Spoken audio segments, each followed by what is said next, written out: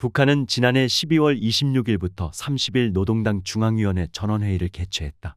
여기서 김정은은 현재 조선반도에 가장 적대적인 두 국가가 병존하고 있는 데 대해선 그 누구도 부정할 수 없다며 남북관계를 동족관계가 아닌 적대적 주적 관계로 규정했다. 김정은은 또 남한을 화해와 통일의 상대로 여기는 것은 범하지 말아야 할 착오라며 노동당 통일선전부를 비롯해 대남사업기구들에 대한 정리 개편을 주문했다.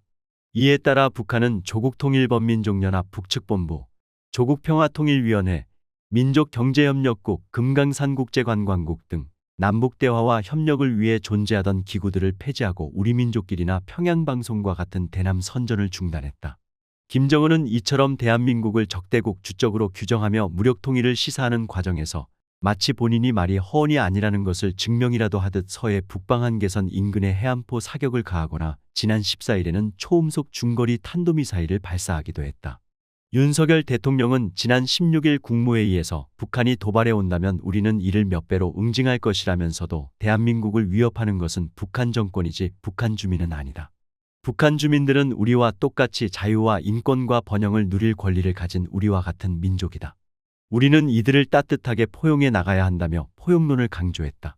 상황이 이렇다 보니 김정은 입장에선 경제난에 따른 주민들의 불만을 외부로 돌리고 동경심과 호기심 확산에 따른 남북통일, 남한 주도의 흡수통일에 대한 기대감을 원천적으로 차단해야 했다.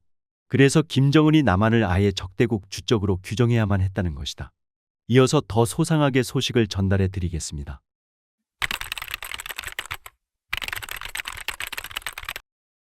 김정은의 충격 제안, 난리가 났습니다.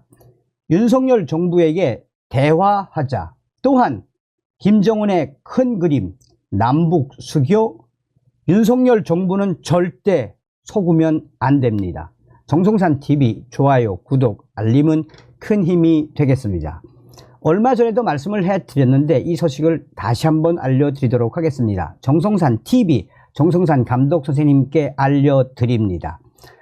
절대 윤석열 정부는 속아서는 안 됩니다. 북괴 김정은이가 왜 대한민국 것들, 남조선, 남반부 해방, 또한 왜 연일 군사 도발을 하는 거겠습니까? 그것은 바로 북한의 당 간부들까지 퍼진 이 한류를 잡을 수가 없으니 일단은 당분간은 좀 추스리고 당 간부들에게 너희들 남조선에 대한 환상을 가지지 말아라. 남조선 우리는 두 개의 국가이며 남조선에 대한 환상은 곧 죽음이다 라는 것을 각인시키기 위해 김정은이가 계속 군사적 도발의 수위를 높이며 내부 동료를 잡기 위해 김정은이가 지금 군사적 도발의 수위를 올리는 거라고 보시면 됩니다. 또한 북한의 2030, 4050 당 간부들에게까지 퍼진 이 한류, 그야말로 북한 전역은 지금 이 한류를 잡겠다라며 북한의 국가보위성, 사회안전부, 인민군 보위사령부 모두 총동원돼서 이 당 조직 지도부인 김여정을 필두로 한 태스크포스 팀, 조영훈이가 지금 이 북한의 공권력 기관에게 한류를 잡지 못하면 탈북을 막지 못하면 끝장이다라며 연일 들이치고 있는 것은 바로 무엇이다? 북한 내부, 특히나 당 간부들의 동료를 막기 위한 김정은의 이 내부 잡기용 속셈이라고 보시면 됩니다. 자, 이런 속에 북한 외무성 소식통에 밝은 R 소식통은 다음과 같이 말했습니다.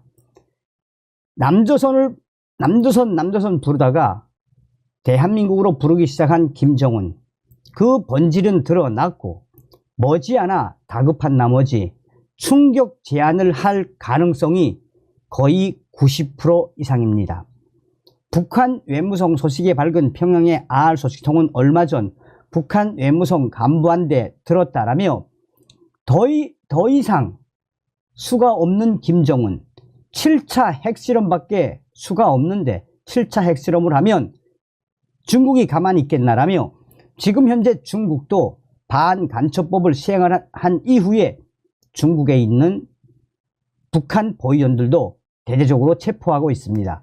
현재 북한과 중국은 사이가 좋은 것 같지만 절대 사이가 좋지 않습니다. 또한 러시아에서 돈을 못 받은 김정은이가 지금 열악한 식량난, 경제난을 해결하기 위해 2024년 올해 6월 달에서 8월 달 사이에 또 혹은 추석을 약 한 달 앞둔 그 사이에 김정은이가 윤석열 정부에 대화하자라는 제안을 할 수 있다라고 이 평양 R 소식통은 전했습니다. 평양 R 소식통은 절대 한국의 윤석열 대통령은 북한 김정은의 이 대화하자 제안 절대 받아들이면 안 됩니다 라며 김정은과 김여정이가 다급한 나머지 남조선을 골려먹으려고 대한민국 시작했다가 이제는 곤경에 빠지니 어쩔 수 없이 대화하자고 충격 제안을 할 것이다 라며 절대 받아들이면 안 됩니다 라고 얼마 전에 소식을 보내왔습니다. 조우석의 칼럼, 지금 김정은이 그리는 큰 그림. 엊그제 중앙일보 시절 후배가 연락해 왔습니다. 은퇴 전 국제부와 정치부에서 근무했으니 시야가 넓습니다. 그의 말에 경청하는 건 당연한데 그가 대뜸 물었습니다. 형님, 북한 김정은의 국가 발언을 어떻게 보십니까? 그게 간단한 것만은 아니고 쟤네들 노선의 패러다임 대전환을 뜻한다고 저는 봅니다. 문제는 그에 비해서 지금 우리는 재래식 접근을 반복하고 있는 거 아닙니까? 신선했습니다. 실은 저도 뭔가가 있다고 판단했지만 관망하던 차였습니다. 후배의 말은 계속됐습니다. 얼마 전 윤석열 대통령은 김정은의 국가 발언에 대해 북한 스스로가 반민족적이고 반역사적인 집단이라는 걸 자인했다고 통렬하게 지적했지 않습니까? 그렇게 대응하는 걸 일단 이해 못할 건 없지만 거기에서 그치면 안 됩니다.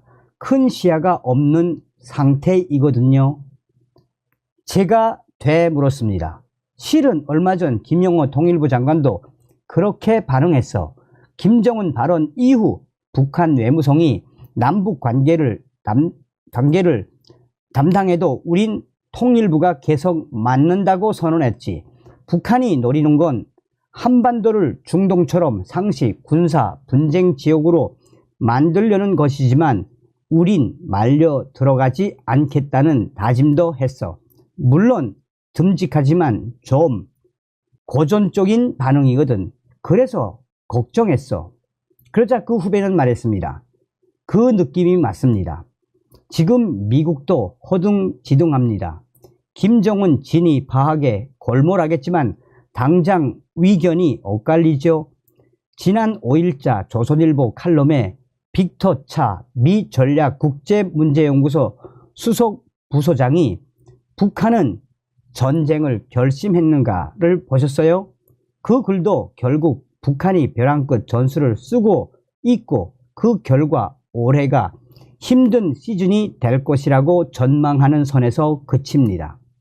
김정은이 뭔가 한반도 문제에 큰 그림을 그리고 있는 게 사실이라면 그게 뭔가를 잘 들여다보자 뭐 그런 얘기인가?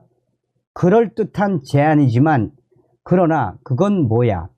핵무기를 써서 국토 완종을 하겠다느니 뭐네 하는 협박은 대체 뭐냐고. 이른바 대한민국 족속들은 우리의 주족이라고 강조하는 강경 발언은 또 어떻게 봐야 하는 거냐고 후배가 말했습니다. 저도 물론 그게 다소 마음에 걸립니다. 하지만 그건 대내용이고 체제 결성경 발언일 뿐이라고 저는 봅니다.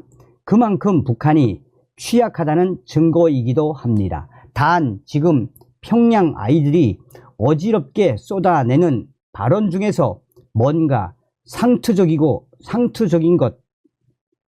상투적인 것이고 뭐가 정말 진심을 담고 있는가를 판독해내는 작업이 매우 중요하죠.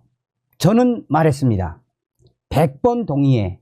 예전 냉전 시대에 소비에트의 선전용 신문과 방송을 유심히 들여다보는 이 크레물리놀로지, 즉 소련학을 한다는 전문가들도 바로 그렇게 작업을 했던 거 아니야? 그렇다면 지금 평양에서 뭔가 쟤네들의 진심을 담은 걸까? 뭐가 중요한 걸까? 후배 기자가 이야기했습니다. 좋은 지적입니다. 당장 대남용 방송인 평양방송을 없애버렸잖아요. 대남 대화기구인 조평통과 범민련 등도 몽땅 해체합니다. 범민련이 뭡니까? 김정은 등 북한 것들과 하나로 움직였던 주사파의 본산 아닙니까? 그리고 결정적으로 김일성, 김정일의 흔적이 있는 조국통일 3대 헌장 기념탑도 철거해 버렸습니다. 좌빨들의 수계인 백낙청이 활동했던 공간인 6.15 공동선언 실천 북측위원회도 없앴습니다. 6.25 이래의 대남 노선을 바꾸겠다는 신호가 아니면 대체 뭐겠습니까? 저는 말했습니다. 맞네. 최근 한두 달 새에 벌어진 일은 단순한 게 아니야. 뭔가 대단한 변화를 예비하는 그 무슨 움직임인 것은 맞아. 자, 그럼 김정은이가 궁극적으로 원하는 그림은 뭘까? 후배 기자는 말했습니다. 제가 볼 때는 북한의 독자적인 대미 수교, 대일 수교라고 봅니다. 놀랍죠?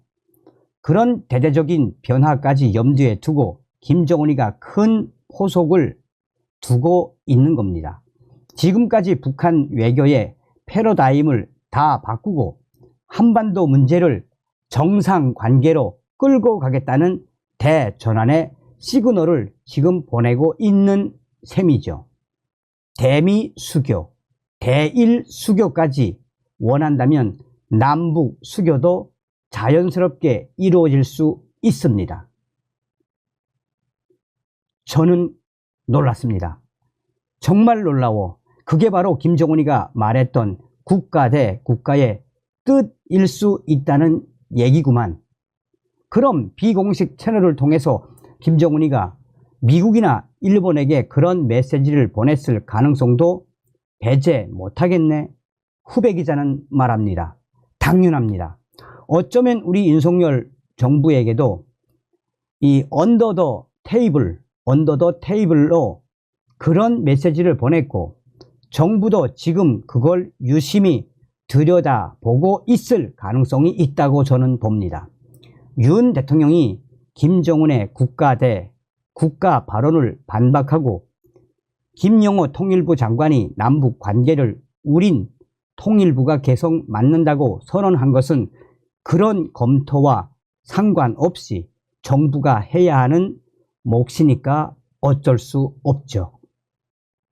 그러면서 조우석 칼럼니스트는 자, 여기까지입니다.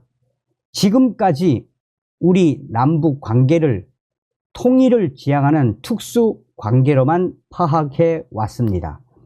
김정은이 그리는 큰 그림이 정말 맞다면 그에 더해서 미국, 일본 그리고 윤석열 정부가 적절한 대응을 한다면 몇 년 새 놀라운 변화도 우리는 예상할 수 있습니다.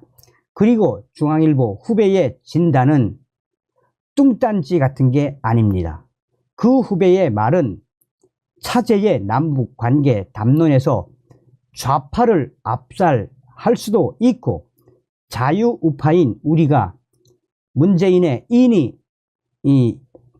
이니셔티브 질 결정적 찬스가 바로 지금이란 뜻입니다. 사실 김정은에게 버림받은 백낙청, 림정속 등 종북 좌파는 지금 거의 패닉 상태에 몰려 있습니다. 그뿐입니까? 대북 강경파로 꼽히며 윤석열 정부에서 일정한 역할을 하는 이영준 세정연구소 이사장 같은 전문가들도 그런 전망을 일정하게 공유하고 있다는 걸 이번에 처음 알았습니다. 그래서 곧 후속 칼럼을 쓸 생각입니다. 북한이 미국과 친구되는 놀라운 상황까지 가정해 보면서 정말로 큰 그림을 그려볼 생각입니다. 세상은 변하고 우리도 변화해야 할지 모릅니다. 라고 전하고 있습니다. 장황하게 칼럼을 썼지만 제가 서두에 이야기했던 것처럼 딴 거 없습니다. 지금처럼만 윤석열 정부 가면 저 북계 김정은 저 2년 이상 못 갑니다.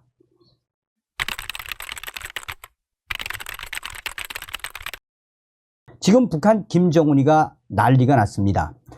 북한 체제 붕괴 현상 3가지 충격 이유, 김정은 암살 시도, 폭동 등 정성산TV 좋아요, 구독, 알림은 큰 힘이 되겠습니다. 최근 북한 문제를 연구하는 샌드 연구소가 입수한 충격적인 북한 보안 당국의 문헌 학습 영상 자료에는 이런 내용의 반체제 단속 사례들이 등장합니다. 2022년 상반기 제작한 이 자료는 지방의 중학교 교원으로 근무하던 신모 씨가 한국 방송과 녹화물을 청취하는 과정에서 북한 김정은 체제에 반감을 가지고 반체제 혁명 조직을 만들었다라고 설명하고 있습니다. 북한 주민들은 이웃의 신고를 피하기 위해 여럿이 모여 한국 드라마나 영화 등을 시청하고 있는데 북한의 신모 씨와 함께 영상물을 시청하던 주민들 모두 비슷한 생각을 가졌던 모양입니다. 당시에 북한 영상에는 이런 북한 아나운서의 목소리가 터져 나옵니다. 신모놈은 이른바 자유민주주의 체제에 의한 새로운 당을 창건하고 새 정부를 세운다고 하면서 불순 녹화물을 시청하는 과정에서 알게 된 10여 명의 불순 분자들과 국가 전복 음모를 꾸미고 미쳐 날뛰다가 인민들의 준엄한 심판을 받았다. 신모 이놈은 권총까지 구입해 우리 혁명의 최고 수뇌부, 혁명의 최고 수뇌부를 암살하려는 시도도 있었으며 권총도 한 종이 아니라 여러 종이었으며 우리 혁명의 최고 수뇌부를 암살하려는 시도가 만천하에 드러났다라고 북한 영상에서는 말했습니다. 이들은 구체적으로 당의 강령까지 만들었습니다. 제1조에는 우리는 자유민주주의 체제에 의한 새로운 당을 건설한다라고 명시했고 2조에는 새로 조직되는 당에는 상하 차별이 없다라고 적혀 있습니다. 북한 붕괴의 충격적인 이유는 왜 3가지다라고 강조하는 거겠습니까? 정치, 점 조직이라도 혁명 세력, 북한 전역에 존재할 가능성. 비록 우리가 생각하는 제도권 내의 정당이 아니라 점 조직에 불과한 수준이긴 하지만 북한 당국이 신모 씨 사례를 내세우며 자유민주주의를 동경하는 주민들의 통제에 나섰다는 건 의미가 있습니다. 그만큼 북한 내에서 이런 비밀 조직들이 북한 전역에 퍼져 있을 가능성이 높다는 뜻이기 때문입니다. 실제로 북한은 한국 문화를 지칭하는 괴뢰 문화의 확대를 강도 높게 제한하고 있습니다. 최대 사용에 처할 정도로 수위를 올리고 있습니다.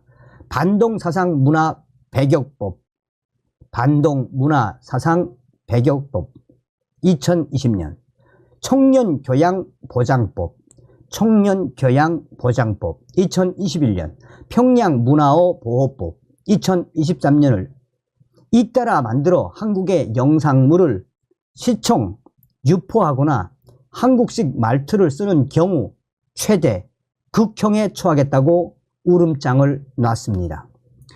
심지어 북한 김정은 정권은 지난달 29일에서 31일 규율 위반을 감독하는 간부들을 대상으로 강습회를 열고 기강 잡기에 나섰습니다. 탈북민들의 증언에 따르면 한국 영상, 노래, 말투 등을 감시, 단속하는 북한 관리들은 이를 통해 거액의 뇌물을 요구하며 자신들의 부를 축적하는 수단으로 사용하고 있습니다. 조선중앙통신은 지난 1일 강습회를 보도하면서 당 규율 문제 취급에서 공정성과 엄격성을 철저히 보장해야 한다라고 강연자의 말을 전했습니다. 법을 통한 단속에 그치지 않고 가정교육을 강조하기도 했습니다. 김정은은 지난해 12월 열린 어머니 대회에서 어머니의 역할로 최근 늘어나고 있는 비사회주의적 문제들을 일소하고 사회의 단합을 도모하는 문제, 건전한 문화 도덕, 생활 기풍을 확립하고 공산주의적 미덕이 지배적 풍조로 되게 하는 문제를 꼽으며 한국 문화가 북한 체제에 균열을 일으키고 있다는 점을 직접 언급하기도 했습니다. 북한 붕괴의 충격적인 이유, 바로 첫 번째, 정치, 점 조직이라도 혁명 세력, 북한 전역에 존재할 가능성. 경제, 임금 체불로 폭동까지 최악의 지방 경제. 북한 체제에 금이 가고 있다는 사실은 민주주의 정당 창당 사례와 같은 정치적 영역 외에 경제 분야에서도 확인됩니다. 지난달 11일 중국에 파견된 북한 노동자들이 임금 체불을 문제 삼으며 폭동을 일으켰다는 충격적인 소식이 전해졌습니다. 중국 지린성에 있는 봉제 공장에는 약 2,500명의 북한 노동자들이 파견되어 있는데 이들은 4년에서 7년치의 임금을 받지 못한 것으로 전해졌습니다. 체불 임금 총액은 약 1천만 달러에 달합니다. 북한 당국은 이들에게 본국으로 돌아갈 때 임금을 주겠다고 약속했지만 이미 임금이 전쟁 준비 자금으로 북한에 송금된 사실이 알려지면서 북한 노동자들의 분노가 폭발했으며 급기야는 폭동으로 이어졌습니다. 조한범 통일연구원 선임연구위원은 북한 관리 책임자는 폭동으로 사망했고 지배인 등 3명이 증상을 입은 것으로 알고 있다고 전했습니다. 이 정도면 명백한 반동 행위인 셈인데 북한은 오히려 다른 회사의 자금을 끌어와 이들에게 몇 달치 임금을 우선 지급하고 사건을 무마한 것으로 알려졌습니다.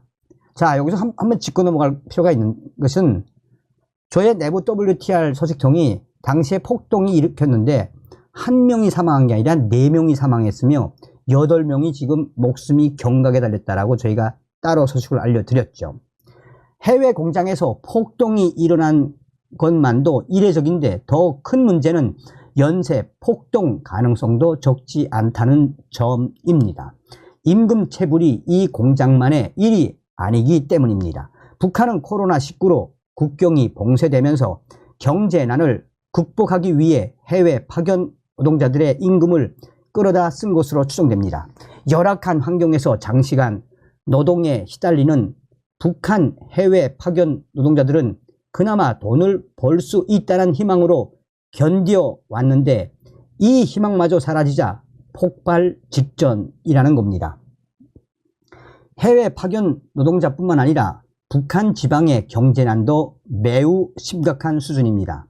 김정은은 지난달 23일에서 24일 열린 정치국 확대 회의에서 본인의 입으로 직접 지방 경제가 초보적인 생필품조차 원만히 제공하지 못하는 매우 심각한 상태라며 이를 정치적 문제로 규정했습니다. 북한 전문 매체인 데일리 NK 보도에 따르면 북한 양강도에서는 땔감이 부족해 이웃집, 화장실, 문자까지 몰래 뜯어가는 일이 발생할 정도입니다. 북한 김정은 정권, 북한 체제 붕괴의 충격적인 이유, 두 번째, 경제. 임금 체불로 폭동까지 최악의 북한 지방 경제. 사회, 북한 MZ세대 체제 반감 증가, 탈북민 절반 웃돌아.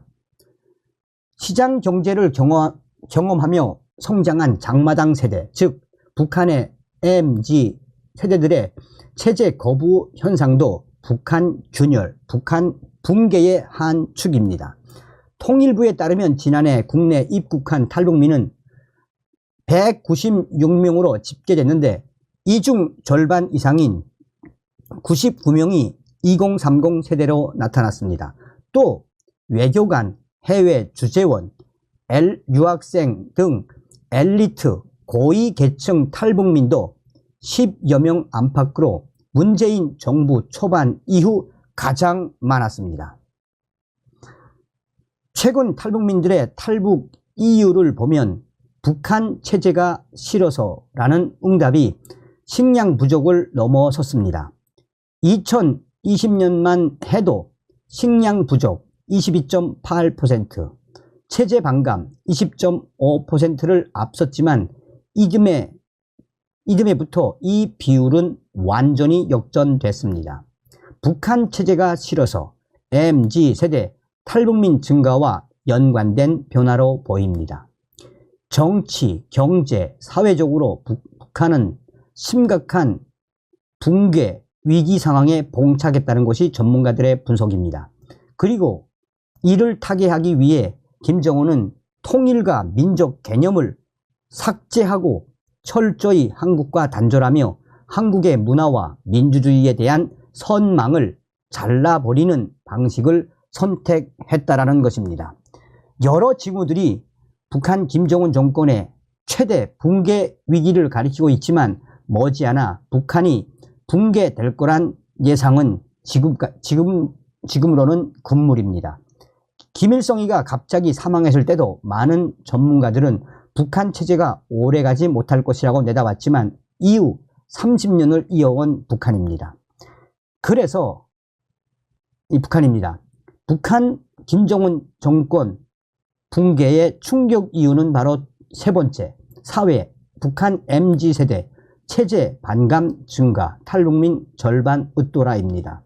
통일부의 역할이 매우 중요합니다. 북한 지원부라는 지적을 받다가 이제는 북한 인권부로 변모하고 있는 통일부에 대해 대통령의 말 한마디에 통일 정책이 180도 뒤바뀌는 건 올바르지 않다라는 지적이 나오는 것도 그만큼 통일부의 역할이 중요하기 때문입니다. 장기적으로 이상적인 통일의 비전을 확립하고 이를 실행할 정책들을 차근차근 뚝심 있게 밀고 나가는 통일부의 모습을 기대해 봅니다. 자, 얼마 전에도 김영호 통일부 장관이 뭐라고 이야기를 했습니까? 김정은 정권, 우리는 인권 백서를 전 세계에 뿌릴 것이며 김정은 정권의 붕괴를 위한 통일을 준비하겠다라고 이야기를 했죠. 다음 시간에 뵙겠습니다. 멸공. 정성산TV 좋아요, 구독, 알림은 큰 힘이 됩니다. 후원해주시는 모든 분들께 가열차게 멸공.